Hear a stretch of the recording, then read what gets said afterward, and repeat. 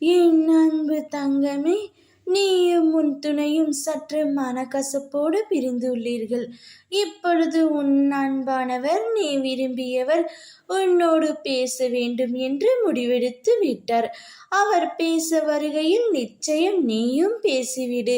முன்பு நடந்த மனக்கசப்புகளை மனதில் வைத்துக்கொண்டு அவரிடம் பேசாமல் இருக்காதே தங்கமே. அவரை புறக்கணிக்காதே. அவர் உன்னிடம் வந்து பேசுவார். அப்பா, நான் முடிவு செய்து விட்டேன். அவரும் அதே முடிவை தான் எடுத்திருக்கின்றார். தான் செய்த தவறை உணர்ந்து அவர் உன்னிடம் வந்து மன்னிப்பு கேட்பார். அப்பொழுது அந்த மன்னிப்பை நீ ஏற்றுக்கொள்ள வேண்டும்.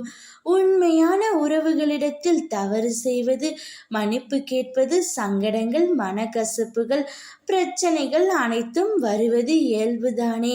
அவற்றையெல்லாம் நீ புரிந்து கொண்டு உன் வாழ்க்கையை நீ கடக்க வேண்டும். தவறு செய்யாத மனிதர்கள் இவ்வுலகில் இல்லை. தவறுகள் செய்வது இயல்புதான். அதை புரிந்து கொண்டு உணர்ந்து கொண்டு மன்னிப்பு என்ற வார்த்தையை மனதார கேட்டால் அவற்றை நாம் ஏற்றுக்கொள்ள வேண்டும். என் தங்கமே, நீ கடந்த காலத்தையே நினைத்து கொண்டு அவரை தண்டிக்க வேண்டாம், புறக்கணிக்கவும் வேண்டாம். இவ்வுலகில் பல உறவுகள் நீங்கள் இருவரும் சேரக்கூடாது என்று நினைத்து கொண்டு இருக்கிறார்கள். அவர்களின் மத்தியில் நீ உன்னுடைய வாழ்க்கையை சிறப்பாக அமைத்து கொள்ள வேண்டும். தவறுகள் புரிந்துவிட்டால் இனிமேல் நான் அவருடன் வாழ மாட்டேன் என்று முடிவு செய்தால் வீணடிப்பது அவருடைய வாழ்க்கை மட்டுமல்ல, உன்னுடைய வாழ்க்கையும் தான். நீ அவரை பற்றி ஒரு நொடியும் நினைக்காமல் இல்லை. அவரும் அப்படித்தான் இருக்கின்றார். துன்பங்கள், கஷ்டங்கள் அனைத்தையும் மறந்துவிட்டு இன்பத்தை பெற்றுக்கொள் தங்கமே. நீ அவருடன் சீரும் சிறப்புமாக மகிழ்ச்சியாக வாழ வேண்டும் என்பதே இந்த அப்பாவின் ஆசை.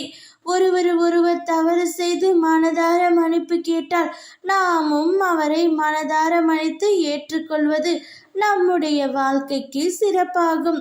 அவருக்காக ஒரு வாய்ப்பை கொடுத்து மகிழ்ச்சியாகவும் நிம்மதியாகவும் வாழ் தங்கமே. அப்பொழுதுதான் உன் வாழ்க்கை நீ நினைத்தபடி அமையும். உன் துணை நிச்சயம் உன்னிடம் வந்து பேசுவார். அவரை மனதார ஏற்றுக்கொண்டு மகிழ்ச்சியாக வாழ்.